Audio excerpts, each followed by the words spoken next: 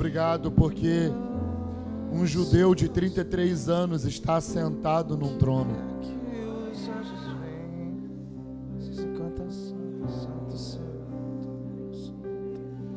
E juntos com ele estamos assentados nas regiões celestiais.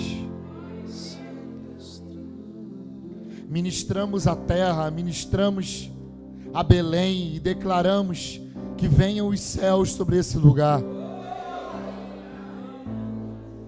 Por isso somos sacerdotes reais, governamos por meio da influência celestial.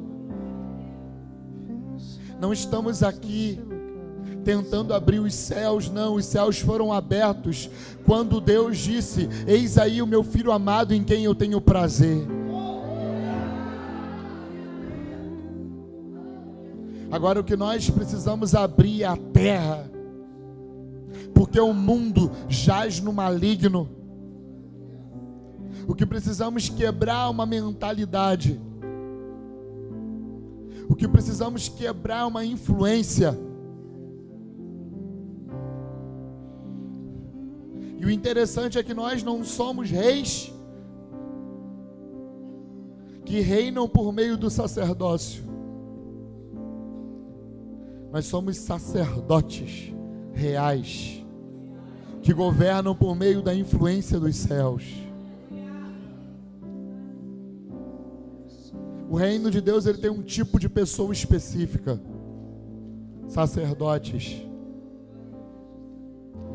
Se você está aqui, os céus estão dentro de você. Você é céu na terra. Você é a influência de Deus no lugar aonde você está. Dentro de você contém os parâmetros de como viver a realidade celestial na terra.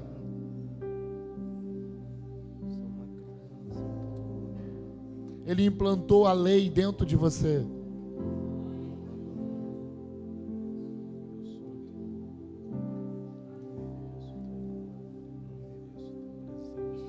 Obrigado por essa realidade, Senhor.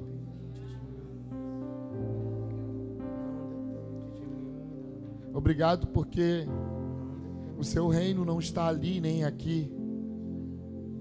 Porque o seu reino, ele é invisível, mas ele está dentro de nós.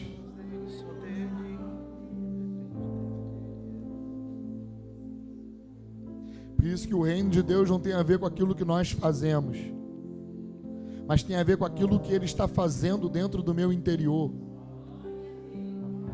Com o quanto ele tem governado, o quanto de mim ele tem. Porque ele nunca vai governar através de nós se ele não se tornar Senhor acima de tudo e de todos dentro de nós. Por isso cantamos que só queremos te ver, até que tu te tornes o primeiro dentro de nós. Obrigado, Pai, por esse momento. Glorificamos o teu nome. Amém. Glória a Deus. Você pode tomar assento aí, você que pode. Acho que tem para todo mundo, né? Não, pode deixar aí.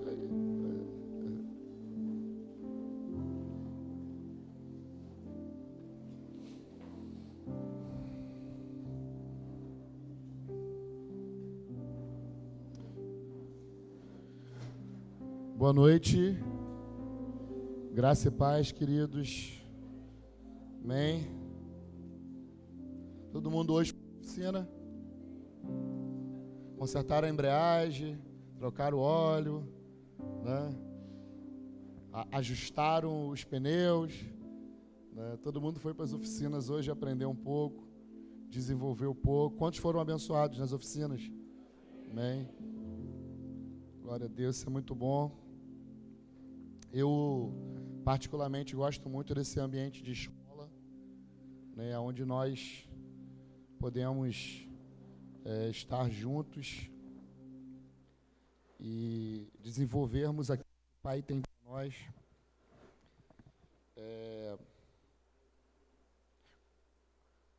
Creio que Muitos não estavam aqui no café que nós fizemos, que foi feito com pastores e líderes.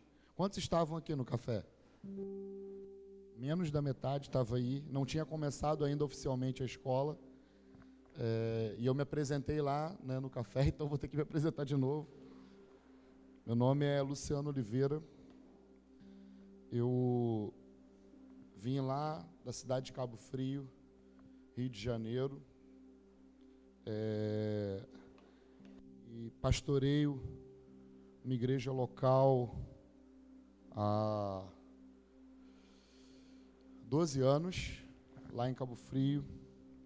Nós pertencemos a um ministério chamado MEVAN, Missões Evangelísticas Vinde Amados Meus, com sede lá na cidade de Itajaí, em Santa Catarina. E trabalhamos hoje com uma rede apostólica em todo o Brasil, no mundo, despertando líderes e ferramentando pessoas, empoderando pessoas, para que essas pessoas possam viver, né, o Evangelho do Reino na sua totalidade, nos lugares aonde elas estão. E cremos que o Senhor está fazendo algo muito poderoso nas nações, no Brasil. E eu creio que se você está aqui, você está fazendo parte daquilo que Deus está fazendo. Nós estamos passando por um momento de transição, e aonde Deus está nos tirando, né, de uma mentalidade para uma outra mentalidade, aonde o Senhor está nos despertando para coisas que nós deixamos pelo caminho, está reformando as coisas, porque eu creio que quando você trata de igreja, nós falamos de reforma. O que Deus está restaurando é todas as coisas, amém? Agora Deus está reformando a sua igreja. Eu falei isso aqui, que eu creio que nós não precisamos voltar à igreja de Jerusalém, porque eu creio que Deus tem uma igreja para esses dias, que vai dialogar, sabe, com os problemas atuais, que vai ter respostas para dar nessa geração, que tem um depósito de Deus para ser derramado nesses dias. Então eu não creio que Deus quer que nós voltemos ao passado. O que Deus quer é que nós avancemos para o futuro. Amém? Que nós avancemos, por quê? Porque eu creio que nós fazemos parte de uma geração que está finalizando, concluindo um processo. E na conclusão desse processo, eu creio que nós vamos ter a vinda de Cristo. Então nós somos a geração que está finalizando um processo que se iniciou há 2000 anos atrás. E você deveria estar muito feliz com isso. Nós deveríamos estar muito felizes em participarmos, cara, do maior, né, avivamento que poderia ter acontecido em todos os tempos, mas Deus guardou esse avivamento para os dias atuais, um avivamento dos dias do fim. Porque se para estabelecer a igreja, né, foi aquele derramar de Atos 2, você imagina, né, para Jesus voltar. Então vai ser algo muito poderoso, e eu creio que estamos finalizando uma etapa, finalizando um processo. Amém? Eu sou pai de um menino chamado Daniel, de 18 anos, de um outro de 4 anos chamado Theo. Sou casado há mais de 20 anos com a Marisa, que ficou lá intercedendo por mim, lá em Cabo Frio. E eu estou aqui para cooperar com aquilo que Deus está fazendo no seu coração, na sua vida, amém? Quero que você abra comigo em Lucas 1. Lucas 1.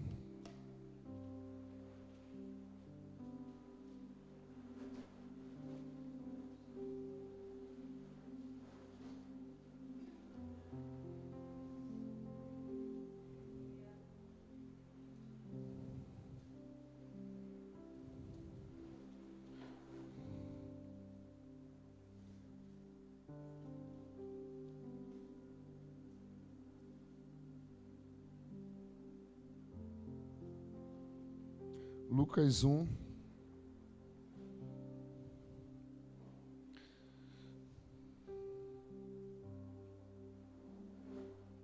Versículo de número 65.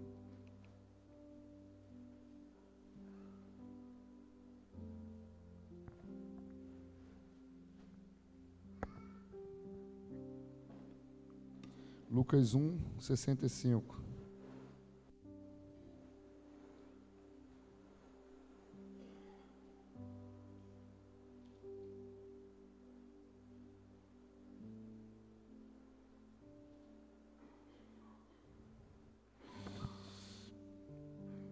Ok? Então todos os seus vizinhos ficaram com muito medo. E em toda a região montanhosa da Judéia se falava sobre esses acontecimentos. E todos os que ficavam sabendo dele se perguntavam: o que esse menino vai ser? Pois a mão do Senhor estava com ele.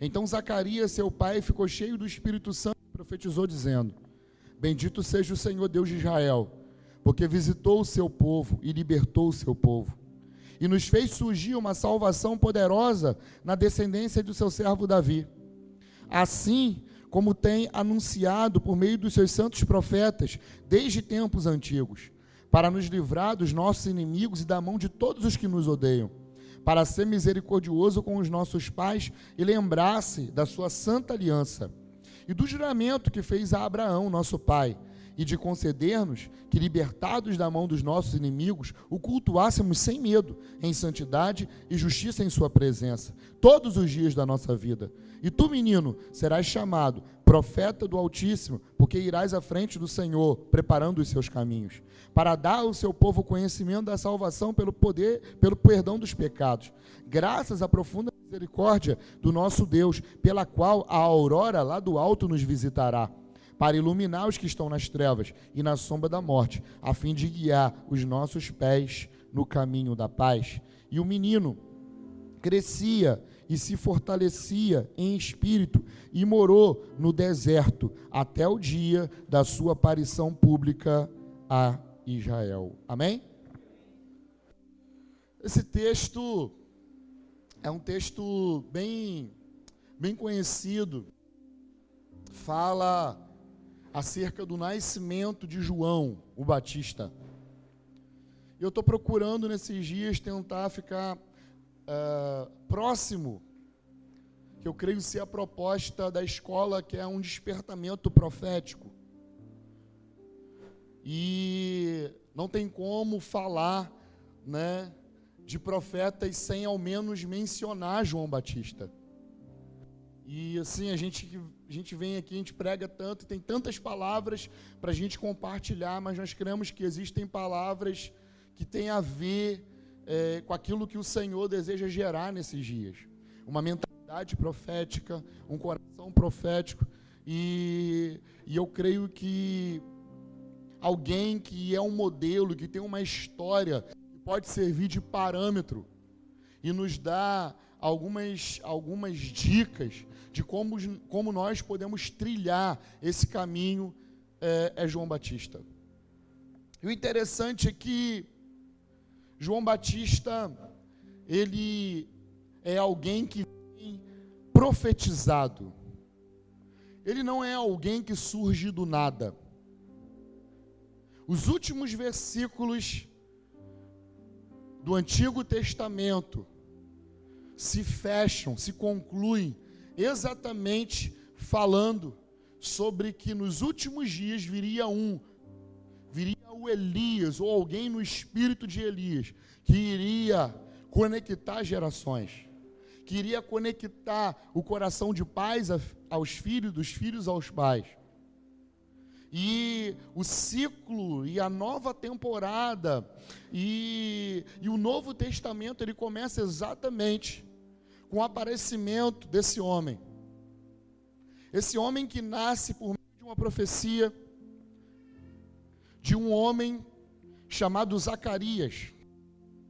Zacarias, ele é talvez um dos últimos sacerdotes que estavam no serviço de dedicação, né, do culto ao Senhor, em que se oferecia incenso.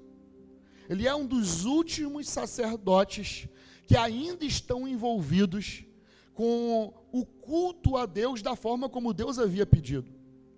Depois de Zacarias, você vai perceber que os sacerdotes, eles se tornam uma classe política.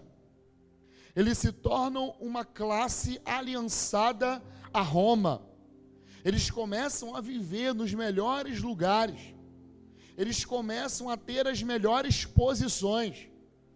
E incenso que é bom, meu irmão, já não estava subindo mais. Ou seja, o templo estava perdendo a sua finalidade. E esse Zacarias, que ainda oferecia incenso, que ainda dedicava sua vida ao serviço ao Senhor, recebeu uma palavra, sendo já velho, de que dele iria nascer um profeta que iria ser a voz do que clama do deserto. Ele não era o que clama no deserto, mas ele seria a voz do que clama no deserto. Ele seria aquele que iria preparar o caminho. Ele seria aquele que iria habilitar um povo bem disposto para o Senhor. E ele recebe Zacarias, ele recebe o anjo, e o anjo fala para ele: olha, seu filho vai se chamar João. E uma coisa interessante é que os filhos, eles eram identificados por costume com o nome dos pais. Ele poderia ser Zacarias Júnior, ele poderia ser Amós, ele poderia ser Isaías, mas o anjo vem e diz que ele seria João. O anjo estabelece um outro parâmetro. O anjo estabelece uma mudança de paradigma. E todos ficaram perplexos, porque o nome do garoto não iria ser Zacarias, mas iria ser João. E aí começa um burburinho no meio da cidade, no meio de Jerusalém. As pessoas estavam inquietas nesse tempo, porque em todo tempo em que Deus está visitando o povo, ou prestes a visitar uma geração, nós vamos ver coisas estranhas acontecendo. Nós vamos sentir um ar de inquietação. E isso acontece nesse tempo. As pessoas estavam inquietas com aquilo que estava acontecendo. Ninguém estava aceitando muito bem que um homem velho tivesse um filho. Ninguém estava aceitando muito bem que esse homem, depois do seu filho ter nascido, ele dava o nome do seu filho de João. Isso era um tanto quanto estranho. E João Batista, ele nasce. E depois que ele nasce, o pai dele profetiza tudo aquilo que o anjo havia falado para ele. O pai dele derrama aquela palavra profética sobre o seu filho. E ele começa a profetizar sobre João. E João, conforme o próprio anjo havia falado, seria alguém que iria desenvolver um tipo de espiritualidade e um tipo de vocação, aonde? No deserto. E o que o pai faz? O pai profetiza sobre ele, mas não só profetiza sobre ele, mas pega aquele menino, enquanto ainda era jovem e adolescente, e leva aquele menino para onde? Para o deserto. Porque não basta profetizar, tem que gerar o ambiente para que a palavra profética venha a se cumprir. Isso é paternidade. O pai, ele dá identidade ao seu filho. Ele diz: você é Yohanan, você é João.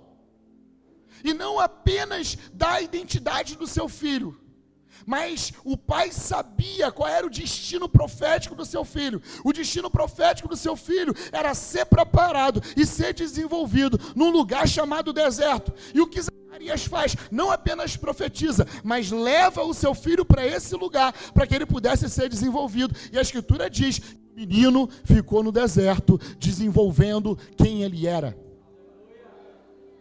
Querido, redefinir o conceito de deserto é algo muito importante para nós, porque para nós, deserto é lugar de prova, deserto é lugar de tribulação, deserto é um lugar aonde jamais nós queremos ir. Só que nas Escrituras Escrituras, nós vamos perceber que deserto é lugar de desenvolvimento espiritual. Sabe o que acontece com o povo de Israel, depois deles terem passado centenas de anos no Egito? Eles ainda não eram nação, eles ainda não eram um estado, eles ainda não eram um povo, eles eram apenas famílias oriundas de Abraão. E quando eles chegam no Egito, eles perdem totalmente até mesmo aquele senso de ter um dia pertencido à família de Abraão. Mas num dia Deus ouve o clamor daquele povo hebreu. E Deus decide libertar aquele povo que havia perdido a identidade. Moisés é levantado por Deus, todo mundo conhece a história. Moisés tira aquele povo com mão forte lá do Egito e leva aquele povo, passa pelo Mar Vermelho e chega num lugar chamado deserto. E quando chega no deserto, em Êxodo 19, verso 5, sabe o que Deus fala para eles? Vocês serão para mim uma nação de sacerdotes. Ou seja, Deus estava definindo a sua identidade.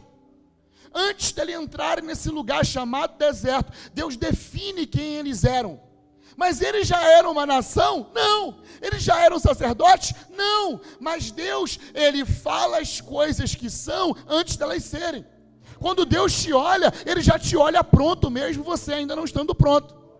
Porque Deus, quando Ele olha para nós, Ele enxerga já o futuro, e não enxerga quem nós somos hoje. Por isso que para Deus não importa quem eu sou hoje, mas quem eu vou me tornar, porque quem eu vou me tornar é muito mais poderoso do que aquilo que eu sou hoje.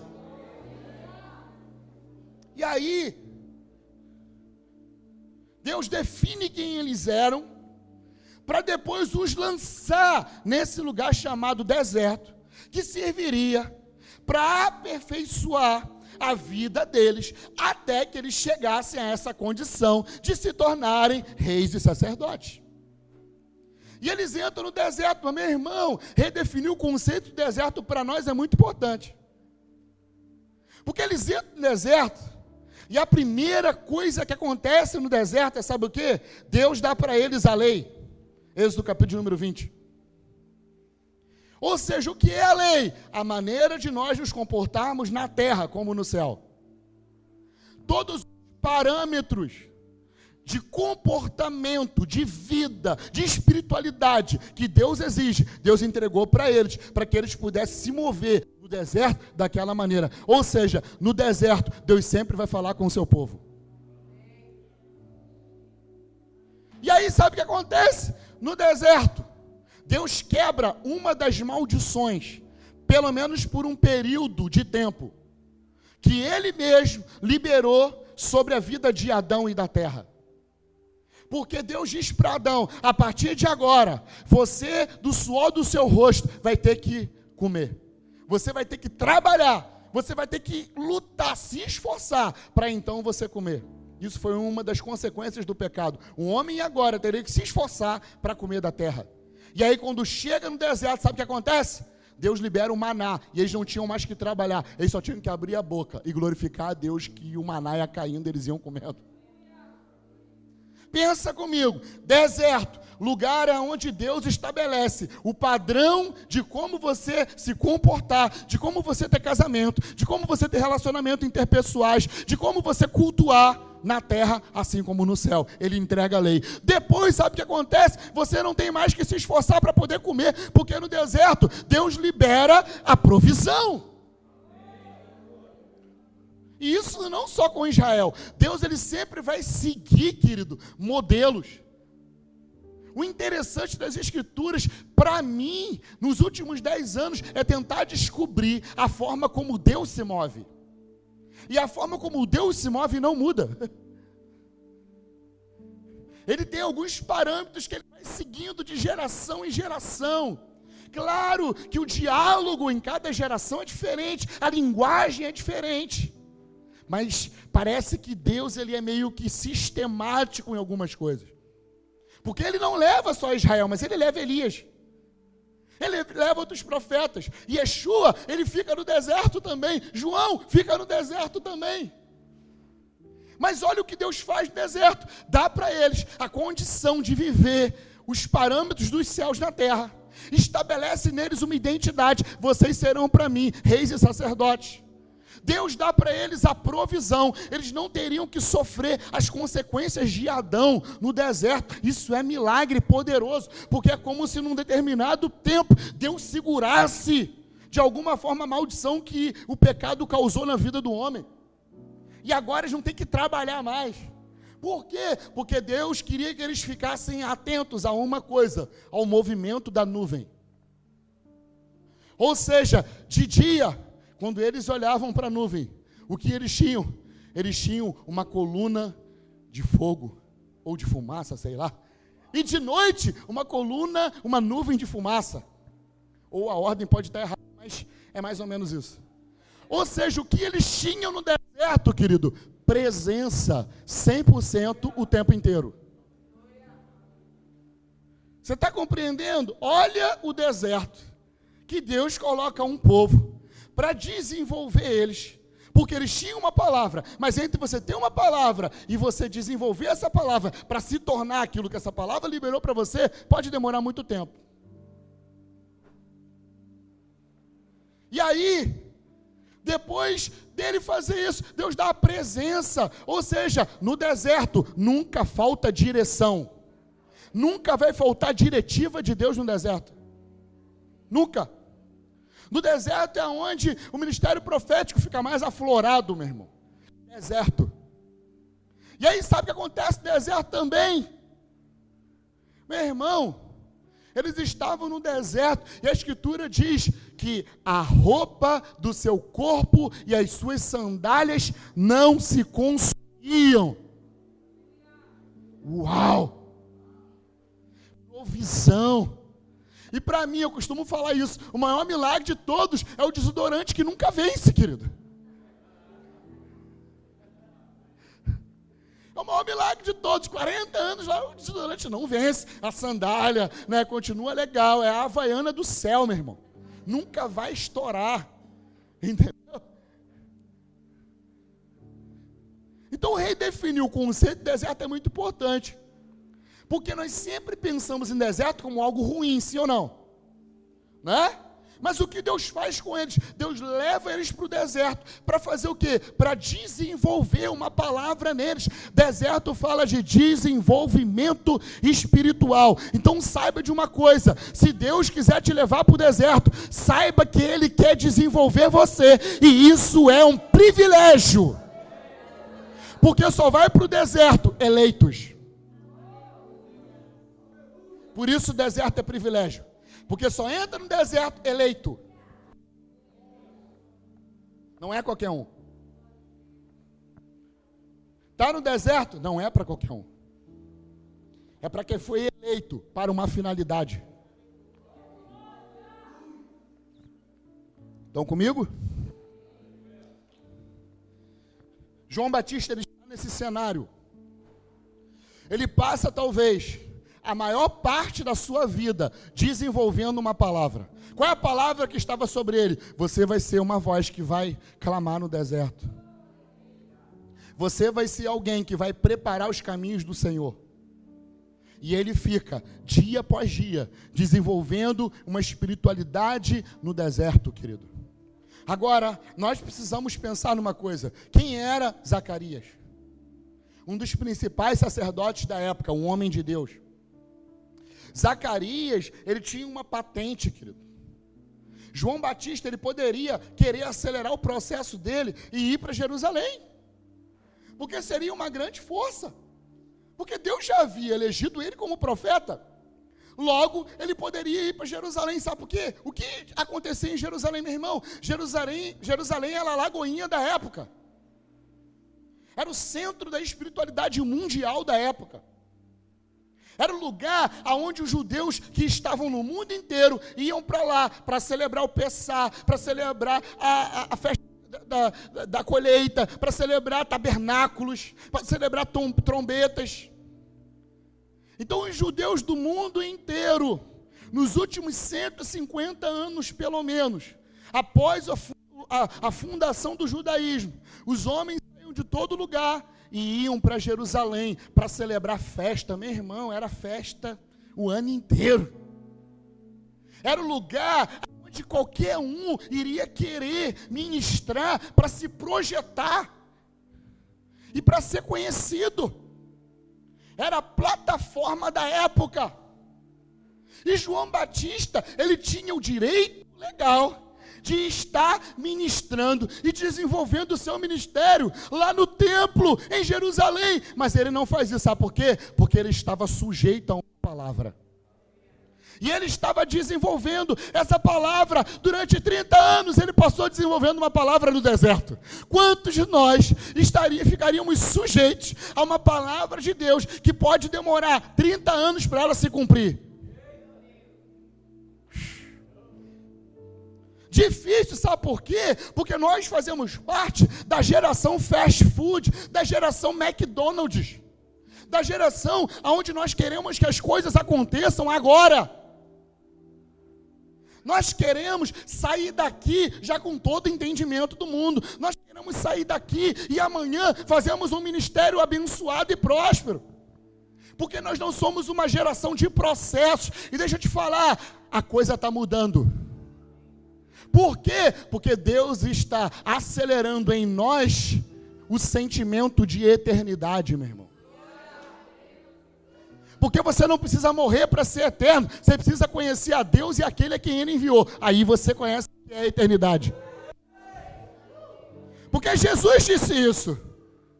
Sabe o que é a vida eterna? Que conheçam a Deus e aquele a quem Ele enviou. Ou seja, a eternidade começa quando você, meu irmão, nasce de novo. Cristo nasce em você. E a partir daí, a morte é só um detalhe. Mas a vida eterna já chegou.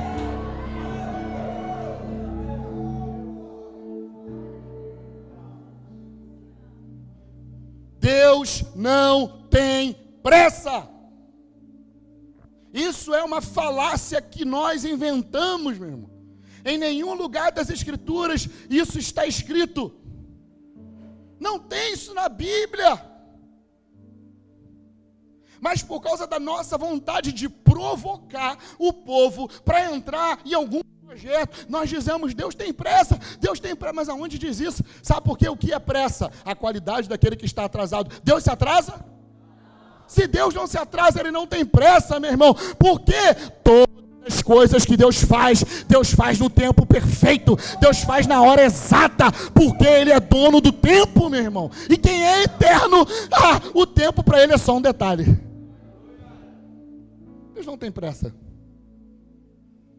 Por isso, minha palavra para essa geração é, meu irmão, bota na segunda marcha, desacelera, fica tranquilo.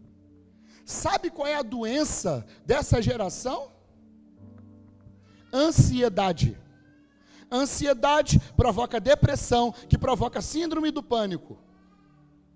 Por isso você vai ver hoje muitos suicídios. Porque isso é tudo uma reação em cadeia. Porque a nossa geração, ela é uma geração acelerada. É uma geração sanguínea. É uma geração que quer os resultados. E tudo hoje se trabalha por resultados. Deus não trabalha por resultados. Deus trabalha por fruto, querido. Aprendi isso com o profeta Dario. E uma coisa muito importante. O fruto da ishia. Quem conhece ishia? Está sendo muito usada hoje no emagrecimento. Porque é bom para o corpo e tal. Mas eu conversei com um coreano. Porque a ishia é da Coreia. E um coreano me disse uma coisa, pode ser que não seja verdade, mas ele me disse que quando ele era pequeno na Coreia, a plantação de ishia, quando se lançava a semente, ela demorava 10 anos para poder dar o primeiro fruto. Depois vai dando direto, mas o primeiro fruto demora 10 anos. Mas nós estamos acostumados com coisas que dão resultado rápido. E nós queremos trazer essa visão empresarial para dentro das nossas igrejas. E achamos que o reino do céu trabalha assim também, meu irmão. O reino do céu não vem com aparência visível, trabalha segundo a mentalidade dos homens. O reino do céu tem seus próprios parâmetros, tem suas próprias ferramentas e trabalha num compasso diferente do nosso, porque o nosso compasso tem a ver com o tempo, e o tempo é a disciplina de Deus contra os filhos da desobediência. Ou seja, todos nós estamos debaixo de uma condenação, que é o tempo, porque eu e você estamos sujeitos à velhice, à doença, por causa do tempo. O tempo, meu irmão, é só o lugar onde Deus desenvolve o seu plano na história, mas o desejo de Deus é que eu e você venhamos ressuscitar. Para quê? Para sermos eternos, eternos, eternos, eternos.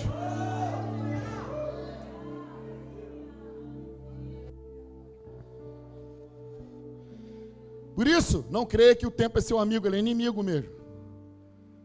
O tempo é inimigo.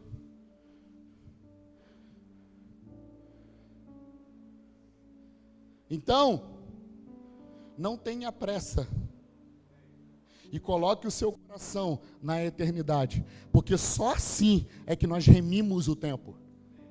Nós não remimos o tempo acelerando os nossos passos. Nós remimos o tempo descansando naquele que é Senhor do tempo. Porque se Ele é Senhor do tempo, Ele não está de maneira nenhuma preso ao tempo. Porque se Ele quiser, Ele faz igual Josué fez. Parou o tempo.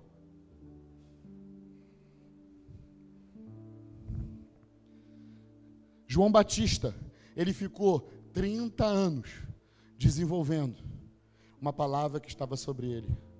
Israel passou 40 anos e apenas 2 homens conseguiram passar no processo, Josué e Caleb. Mas a maioria daquela geração não passou por aquele tempo.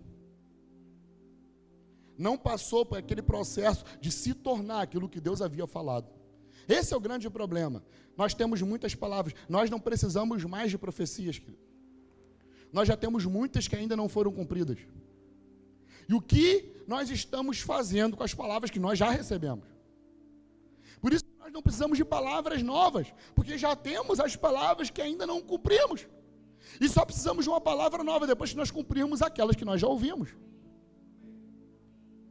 João Batista, ele dedicou a sua vida em fazer cumprir uma palavra que o seu pai havia liberado. Não foi ele que escutou.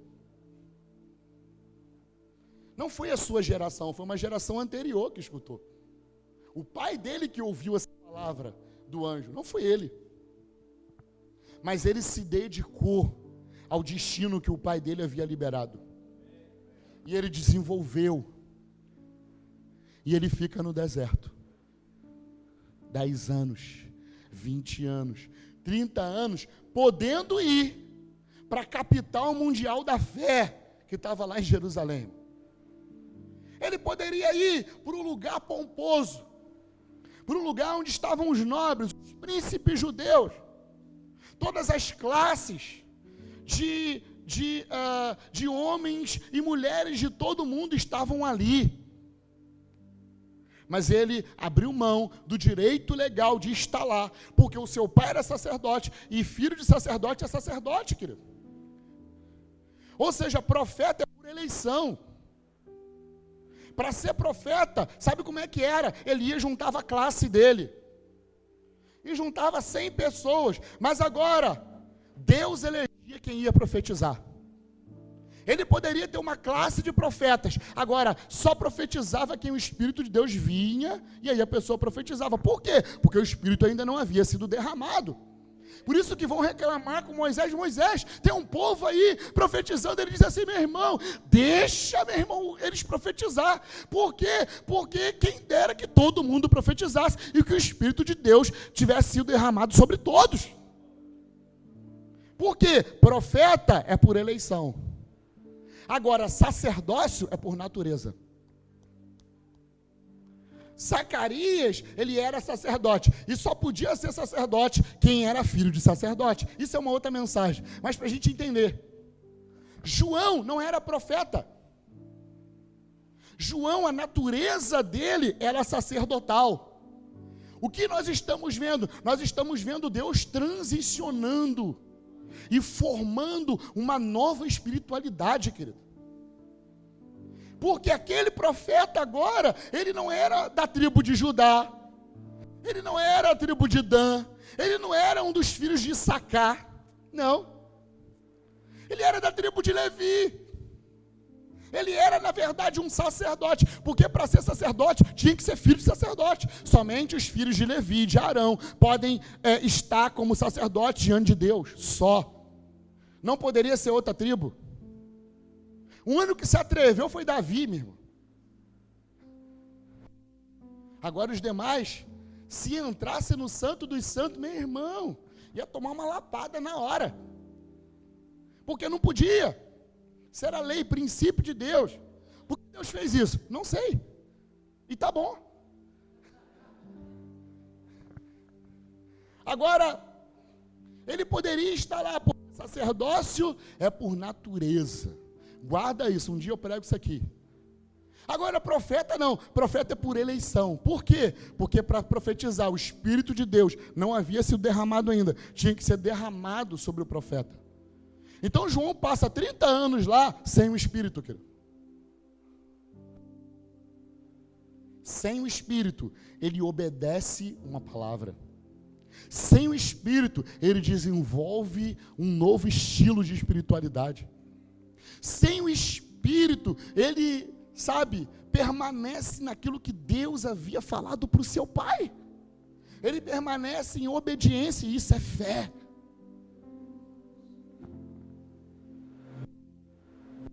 Abra comigo em Mateus.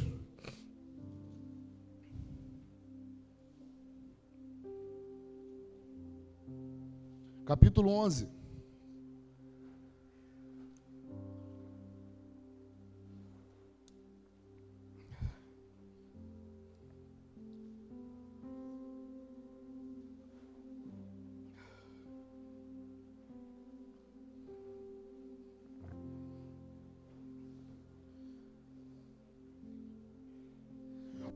Dá testemunho de João Batista. Precisamos entender uma coisa: Batista não é sobrenome de João, ok?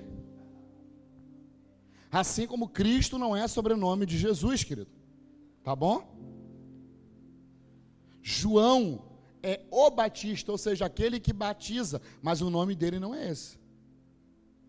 O nome dele é João, filho de Zacarias. Assim os homens eram conhecidos. Assim como Jesus, né? Yeshua ben Yosef, Jesus, filho de José. Né? Cristo é uma identificação profética. Tem a ver com ele ser o cumprimento de todas as palavras que foram liberadas sobre ele. Ele era o rei esperado. Ok?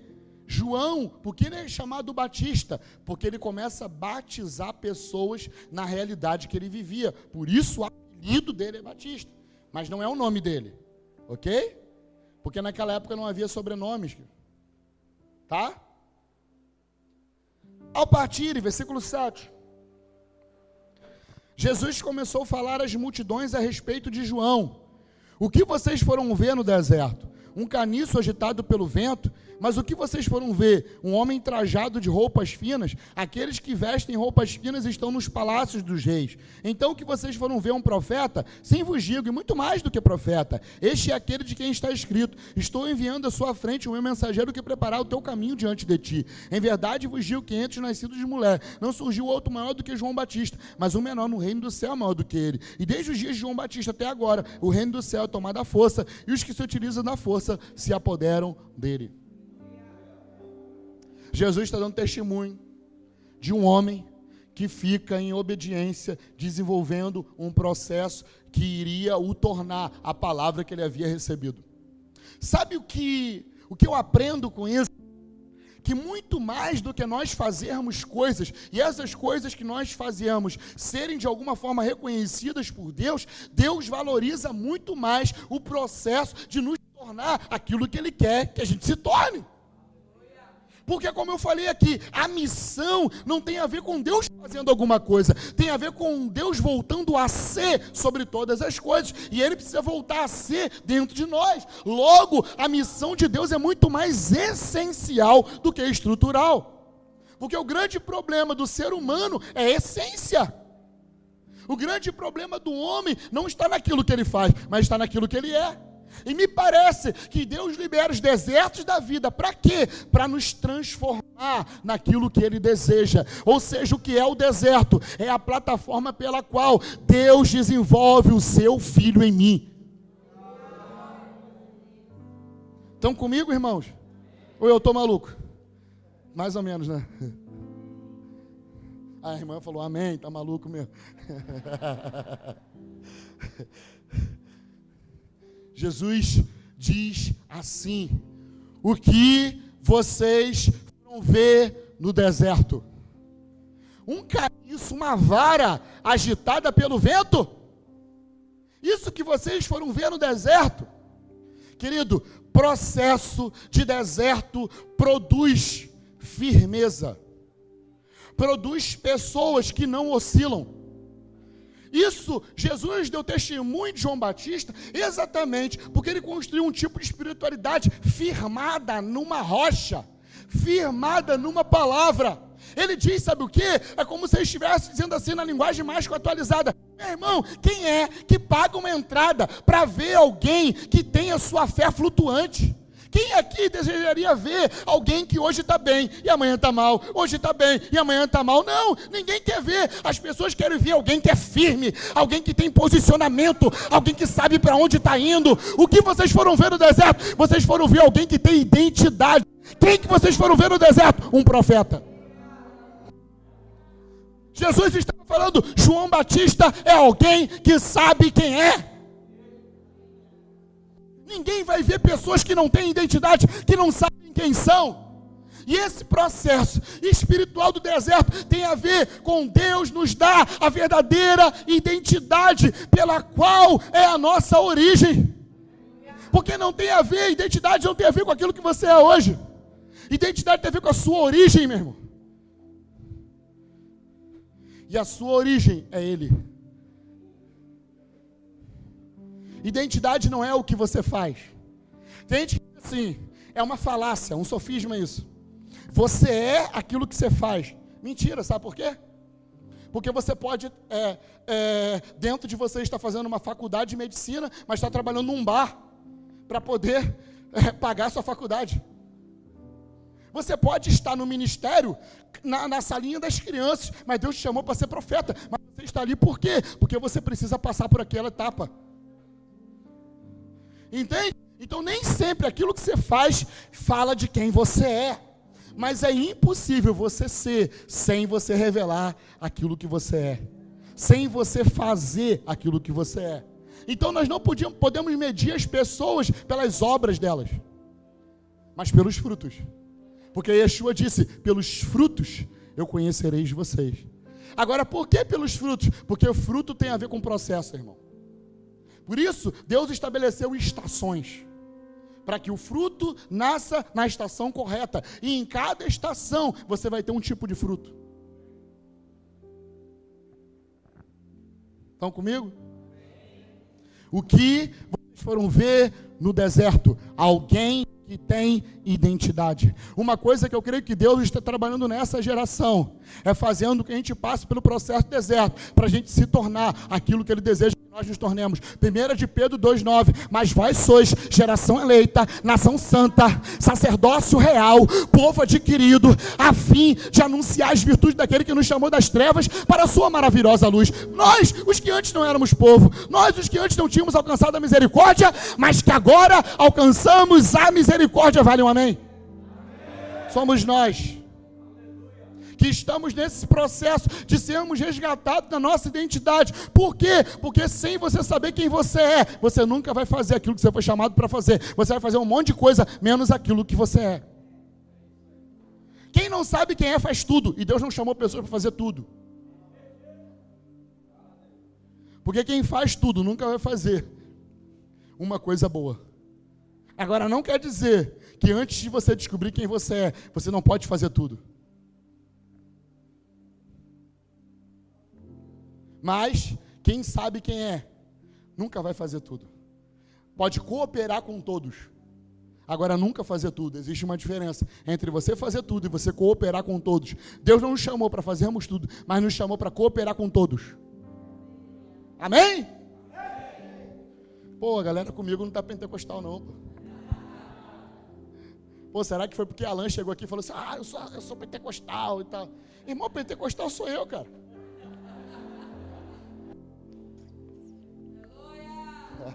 Isso aí, aleluia, glória.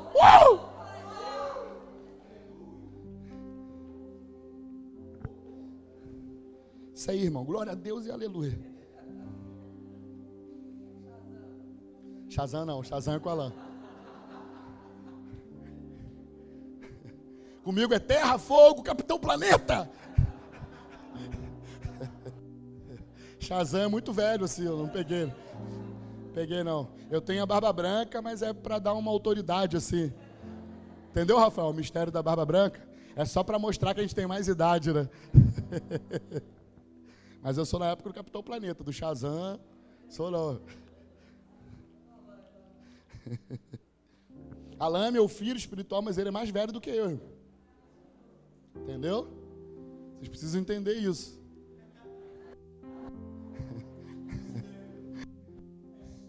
É porque eu sou um cara atemporal, irmão. Eterno. Parei de contar a idade do dia que eu me converti.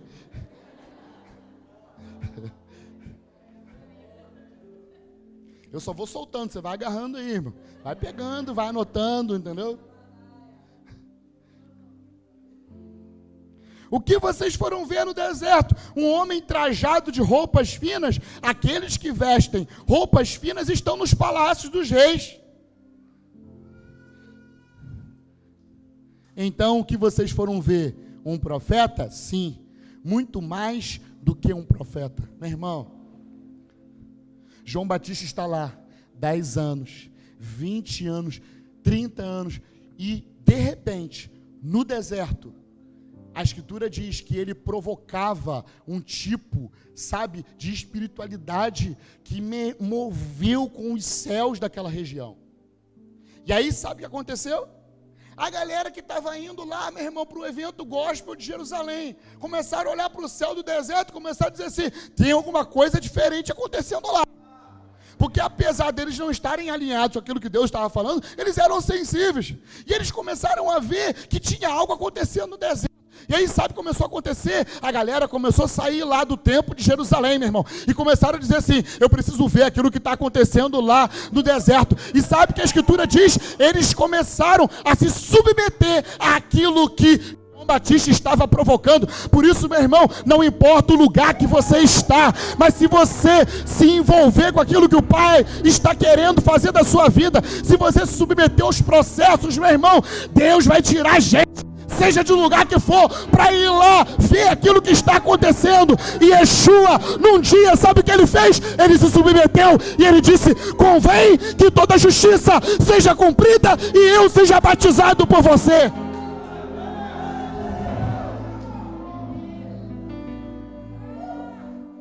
Doideira geral, meu irmão, como diz no Rio. Isso é loucura. Porque nós achamos o seguinte, que o lugar que determina a quem eu vou ser, mas não depende do lugar. O que depende é quem mora com você no lugar onde você está. É isso que vai determinar. Não é o lugar que você está, mas com quem você está. O templo havia perdido a sua finalidade. Mas no deserto, João Batista, ele cria uma espiritualidade. Jesus, ele diz, ele estava provocando os céus. Ele provocou um tipo de violência espiritual. E que as pessoas começaram a olhar e dizer, tem algo muito poderoso acontecendo no deserto. E eles começaram a se submeter à missão que estava sobre João Batista. Por isso, vale a pena, meu querido. Vale a pena você ficar escondido. E o menino crescia e se fortalecia no deserto, e não no templo, mas no deserto. No lugar de desenvolvimento espiritual, aonde nunca vai faltar direção, aonde nunca vai faltar provisão, aonde nunca vai faltar a presença. Nesse lugar, João Batista desenvolveu a sua espiritualidade, e num dia, Deus virou gente, querido. Habitou entre nós, vimos a sua glória como a glória do unigênito do Pai, cheio de graça e cheio de verdade. Num dia, João Batista olhou e disse: aí está o Cordeiro de Deus que tira o pecado do mundo. E Jesus olhou para ele e se submeteu àquilo que ele estava gerando. Sabe de uma coisa? Deus, ele quando viu Davi fazendo a arca, a única coisa que ele disse que iria restaurar nos últimos dias foi alguma coisa que Deus não mandou aquele homem fazer, mas aquele homem fez algo que tocou o coração de Deus. Sabe de uma coisa? Deus nesses dias está querendo ser surpreendido por mim e por você. Por um tipo de obediência que provoca um tipo de espiritualidade. E sabe como Jesus fala o nome dessa espiritualidade? Violência. É um tipo de violência. Quando você obedece a Deus, os céus são abalados.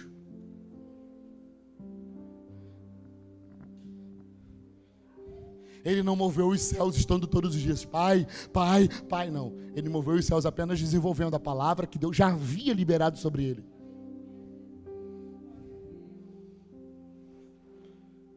Sobre uma palavra ele andou. E essa palavra que ele andou provocou um movimento espiritual. Não importa onde você está, importa com quem você está. O que importa é a palavra que você está caminhando sobre ela. Porque se você for fiel a essa palavra, saiba de uma coisa: o Senhor, Ele vai vir te visitar. O que vocês foram ver no deserto? Um profeta. Nesse momento, Jesus estava elegendo João Batista. Ele é um profeta. Sabe o tipo de pregação de João Batista? Não era nada agradável. A pregação de João Batista era: arrependei-vos, ó raça de víboras, porque o reino dos céus é chegado. Essa pregação, querido, era precursora. Se eu preguei aqui falando que Noé é o primeiro líder precursor do Antigo Testamento, João Batista é o primeiro líder precursor do Novo Testamento. Porque que tipo de mensagem João Batista desenvolveu? Tudo que ele falava era totalmente incompatível com aquilo que os outros homens haviam falado. Porque nesses 30 anos, ele decodifica a mensagem de Isaías. Ele decodifica a mensagem dos profetas. E ele entende uma coisa: o reino é dos céus. Não é nos céus, é dos céus. E esse reino dos céus está invadindo a nossa era.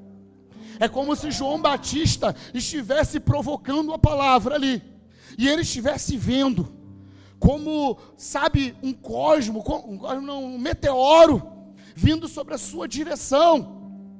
E ele está assim: ó, arrependei-vos, porque o reino dos céus está chegando até nós. É como se aquela realidade da eternidade estivesse invadindo o tempo histórico. Ele estava vendo, estava prestes a ser derramado, e ele está assim: gente, vocês precisam mudar a forma como vocês pensam, porque a realidade da eternidade, o governo de Deus vai invadir a terra. Então vocês precisam mudar a forma como vocês pensam, porque vocês estão pensando como os homens, mas Deus não respeita aquilo que os homens pensam. Deus quer que você nasça de novo e que sua mentalidade seja renovada, para que você possa provar qual seja a boa, perfeita e agradável vontade de Deus. O futuro estava invadindo a terra. Isso é o reino de Deus. É a realidade da eternidade invadindo o tempo histórico. É um lugar atemporal invadindo o tempo. Isso estava acontecendo. E é como se ele estivesse dizendo: vocês precisam recodificar a cabeça de vocês, para que a estação esteja sintonizada com essa estação do reino. Vocês precisam sintonizar agora, para que vocês consigam capturar essa estação que está chegando.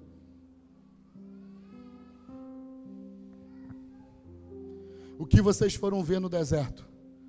Um profeta. E Jesus, ele continua dizendo, tem quanto tempo? Nem sei.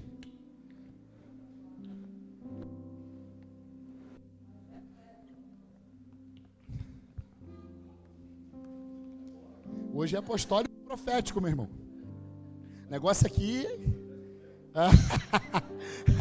negócio aqui hoje é apostólico e profético, meu irmão. Nem Salomão, em toda a sua glória, pegou Luciano e Dario junto no mesmo dia. E ele diz assim: estou enviando à sua frente o meu mensageiro, que preparará o teu caminho diante de ti. João Batista recebeu uma missão, querido. Jesus fala da identidade dele, afirma a identidade dele. Qual era a identidade dele? Profeta.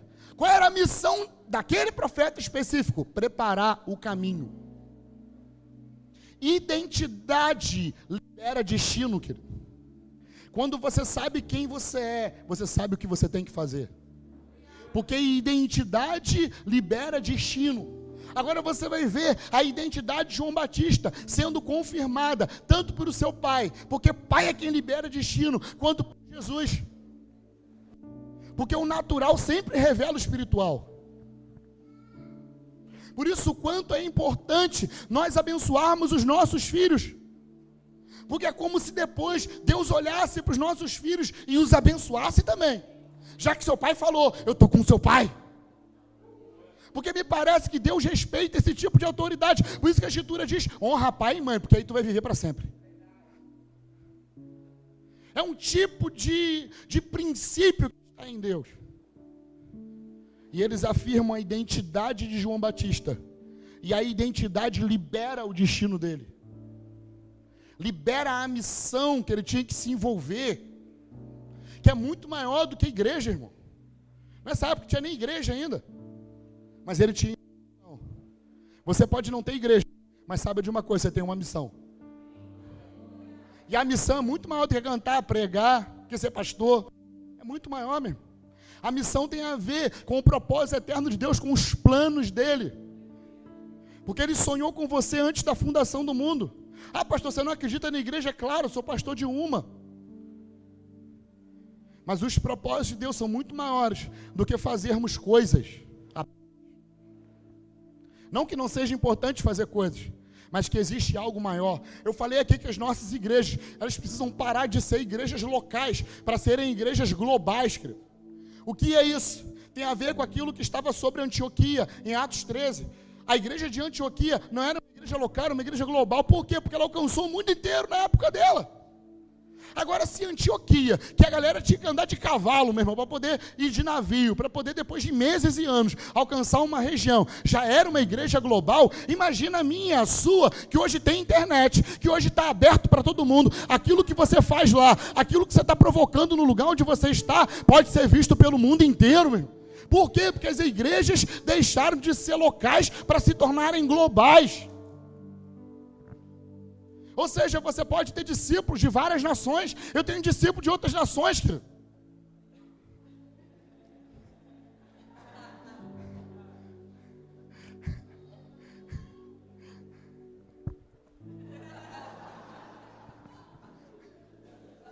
Resistir ao diácono e ele fugirá de vós.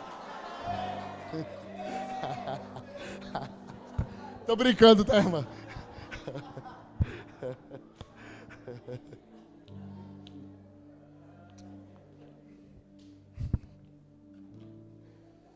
Jesus disse, em verdade vos digo, que entre os nascidos de mulher não surgiu outro maior do que João Batista, mas o menor no reino do céu é maior do que ele. Essa é a parte que eu mais gosto. Porque é uma loucura o que Jesus está falando. Sabe o que Jesus está falando? Que dali até ali, os nascidos de mulher, ou seja, todo mundo que nasceu, dali até ali eram menores que João Batista. Todo mundo que nasceu depois de Adão, todo mundo é menor do que João Batista. Você já parou para pensar as implicações que esse pequeno versículo tem? Jesus está dizendo que João Batista era maior do que Malaquias, Zacarias, era maior do que Ageu. João Batista era maior do que Ezequiel, do que Jeremias, do que Daniel, era maior do que Isaías. João Batista era maior do que o rei Josias, o rei que fez a reforma, do que o rei Ezequias.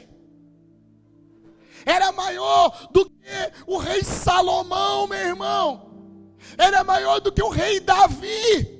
Uau, maior do que Davi? Sim, maior do que Davi. Porque entre os nascidos de mulher, não tem ninguém maior do que João Batista. Maior do que o rei Davi. É maior do que o rei Davi, meu irmão. É maior, sabe de quem? Maior do que Sansão. Maior do que Débora. Maior do que Samuel.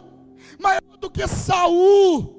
Maior do que Moisés. Maior do que Moisés, sim. Moisés, esse cara que libertou o povo, um ícone para Israel. Sim, maior do que Moisés. Porque até ali, entre os nascidos de mulher, não tem ninguém maior do que João Batista. Maior, sabe do que quem? Do que Enoque. Maior do que Sete. Maior do que Enos. Maior do que Enoque. Sim, Enoque, o homem que foi transladado. Maior do que Enoque. Maior do que Elias. Maior do que Eliseu. Maior do que todo mundo. Menos maior do que Adão, porque Adão não nasceu de mulher. Agora, dos nascidos de mulher, não tem ninguém maior do que João Batista. Loucura!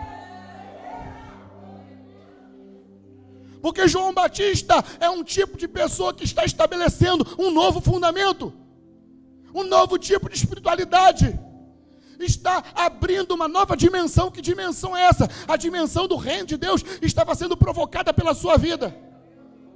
Agora, por que ele era maior do que Isaías? Por que ele é maior do que Moisés, maior do que Davi? Por quê? Sabe por quê? Eu passei um tempo para descobrir essa resposta. Porque todos esses homens, Abraão, Isaac, Jacó, todos esses quiseram ver aquilo que João Batista viu. Todos esses homens profetizaram sobre aquela realidade. Agora João Batista, além dele ter profetizado sobre aquela realidade, ele olhou e viu, lá está o Cordeiro de Deus que tira o pecado do mundo.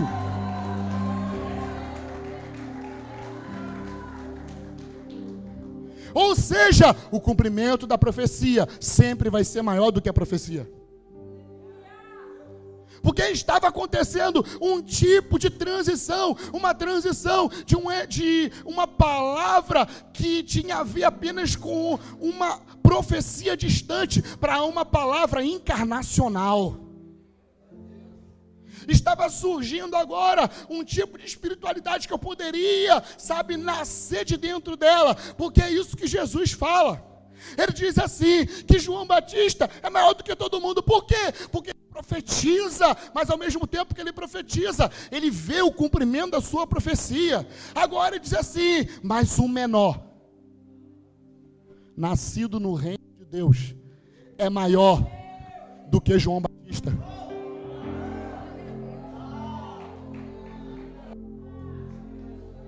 Sabe de quem ele está falando? Olha para a pessoa que está do seu lado. É de você, é de você. Você não é geração de ninguém. Você é um homem e uma mulher nascido no reino de Deus.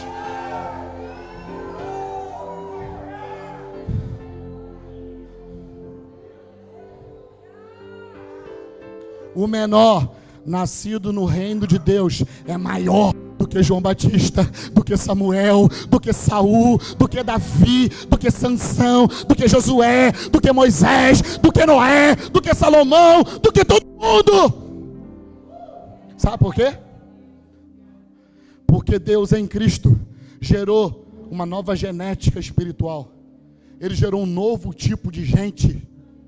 Por isso, não podemos nos comparar. Sabe por quê? Todos esses homens no passado, como dizem em Hebreus, só são aperfeiçoados por causa da gente. Você pode dar um uhul? A fé deles não é nada sem nós. E o que nós fizemos para isso? Nada. Agora, Deus virou gente e fez tudo por nós.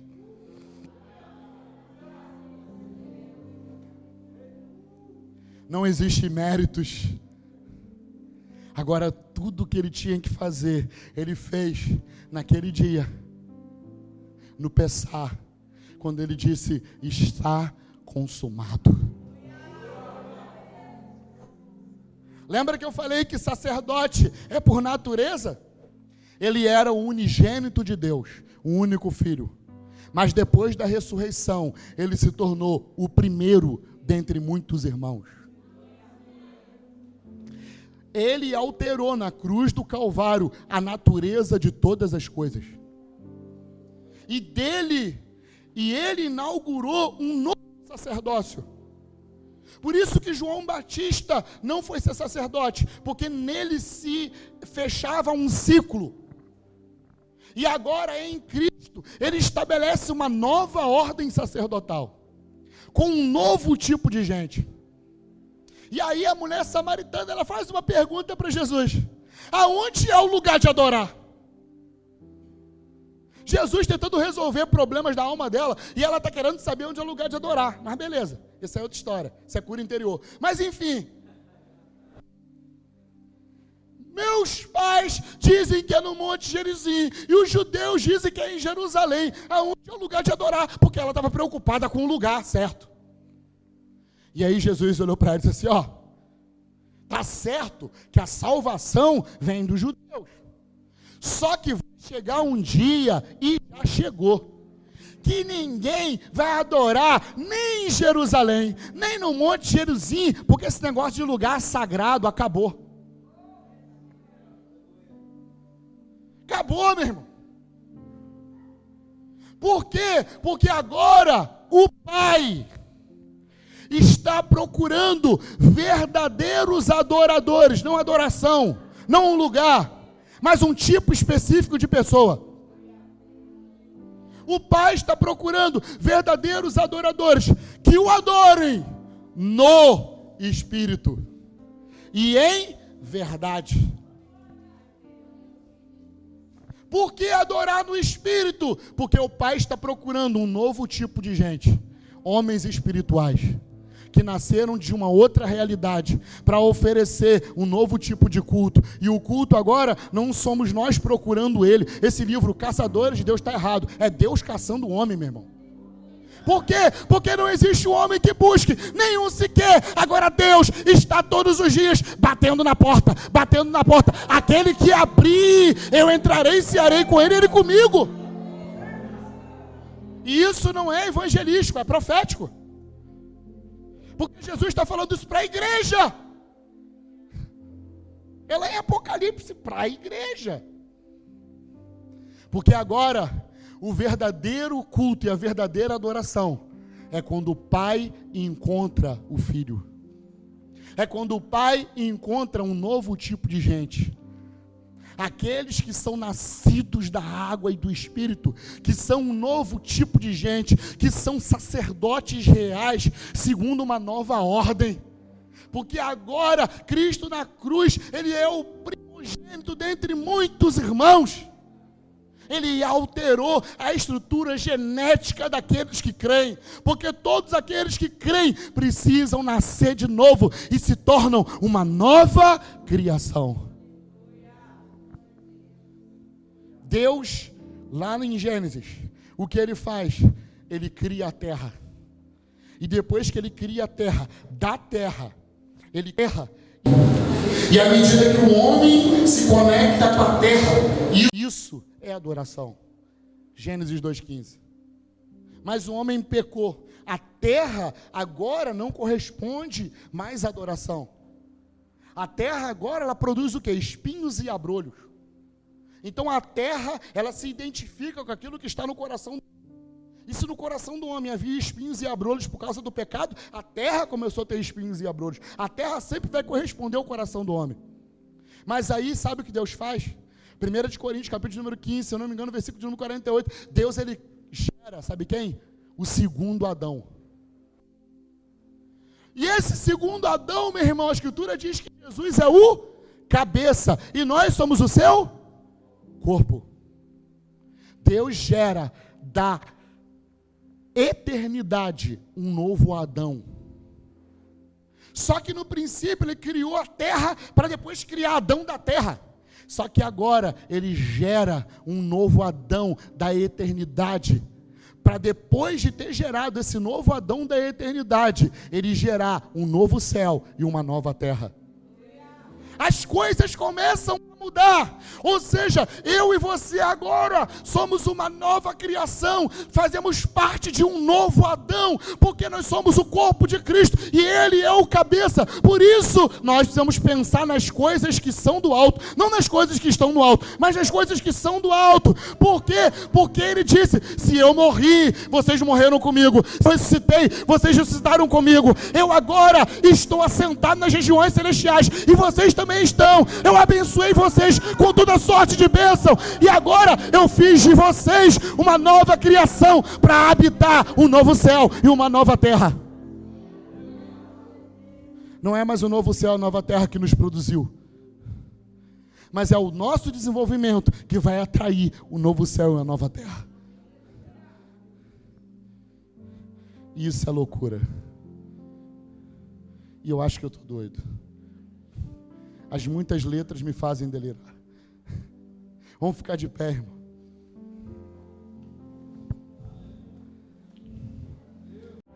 Céu e terra se